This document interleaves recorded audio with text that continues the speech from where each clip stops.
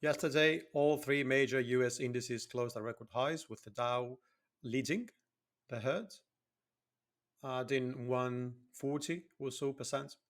S&P added 0.85 and the Nasdaq 0.7, nearly half of Dow gains. The big catalyst was rising optimism about the Fed rate cuts after jobless claims surged and inflation numbers pretty much came in as expected, which pushed the 10-year yield below 4% for the first time since April, which indicates that it's a little bit of a concern in the markets currently. The outperformance, of course, of Dow isn't just about the sector mix. It's heavier tilt towards defensive and value stocks like industrials, financials, consumer staples, makes it relatively attractive when investors grow cautious about the US economic outlook or when yields are falling.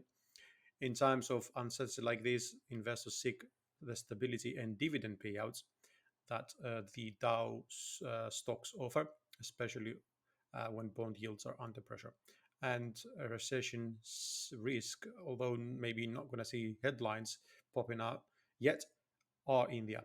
On the technical side, the Dow is powering higher, leaving further back the previous double top record highs in 24 and 25 at 45.15, let's say, really flipping that to support. And that also follows a V shaped recovery, which is a very important technical factor to mention.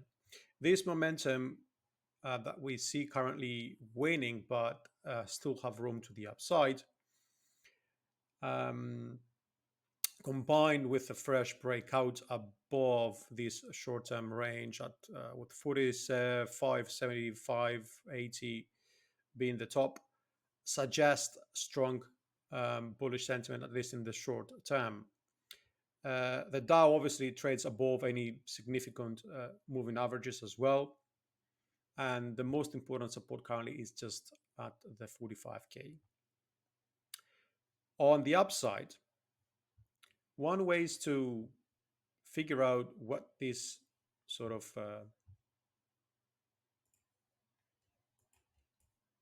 breakout could bring. We would, on the one hand, look at the long term side of things. We can use the Fibonacci tool and the Fibonacci, the 100 Fibonacci. This is some sort of the measured move as well. It takes us up to 53K in the long term, right? With very important levels at 48, 49, 50, 50.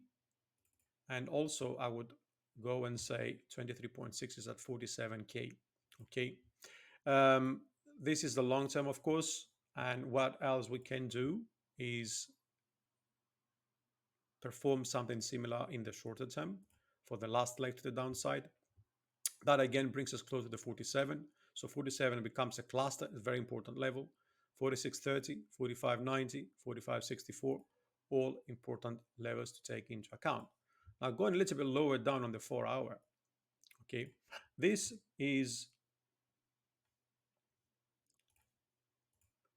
a pattern recognized, of course, as an open triangle, right? When we have an open triangle, what we want to do with the Fibos especially is measure. There's a lot of things, but since we do have one leg to the upside, pretty much this one was the first one, and that was the decline. And we came up to 161.3. That is where this finished. So we would add the 2618 and the 200 here. I don't see the 200, but we can just easily turn this into the 200. That also brings us to around 47K. So again, 47K pops up.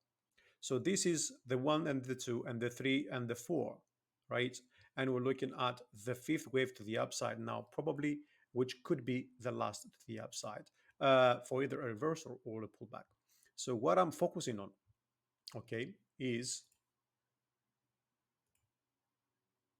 the wave 3, the wave 4, which finished down here. And currently, we just broke above the 38.2, okay, at 46K. an important level. So we connect the impulse and the corrective leg, and we'll come to the conclusion of the 38.2. Now, when we talk about stocks, the 50 extension seems to work as well, more often than not, which brings us to 46.80, 47 again. We can just call that 47. So anyway, we look at it, the 47 becomes a very important level. Okay, just simply by using the Fibonacci's and the simple price action. Now, the leg, we're looking at the distance from there is two ways to do this. One is at the left, which is the tight range of the open triangle. The other one is at the top, at the end of the triangle. We're going to pull this trend line out here, and we're going to put that as a measured move projection, because this is the break we got initially, right?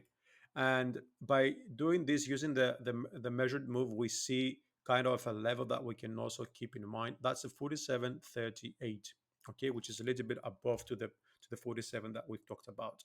Now we do of course see a divergence over here, right? And this is not the first signal, okay? But the good news with what we currently see is that the move to the upside is looking impulsive. Okay, we had 5 waves up. This is good. We had a correction. This looks like a flag.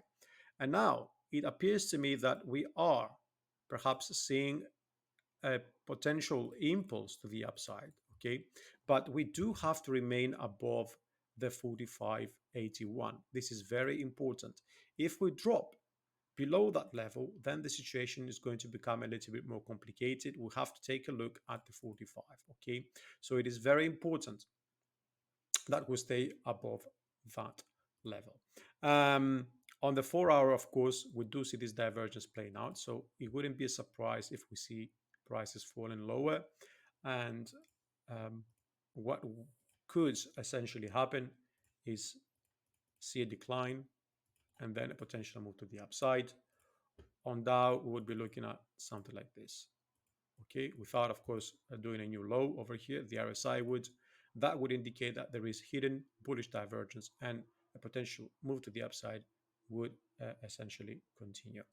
But this, any move below the 45.84 currently, without doing at least one leg to the upside, it's bringing in a corrective leg opportunity that would have repercussions, of course, to the downside.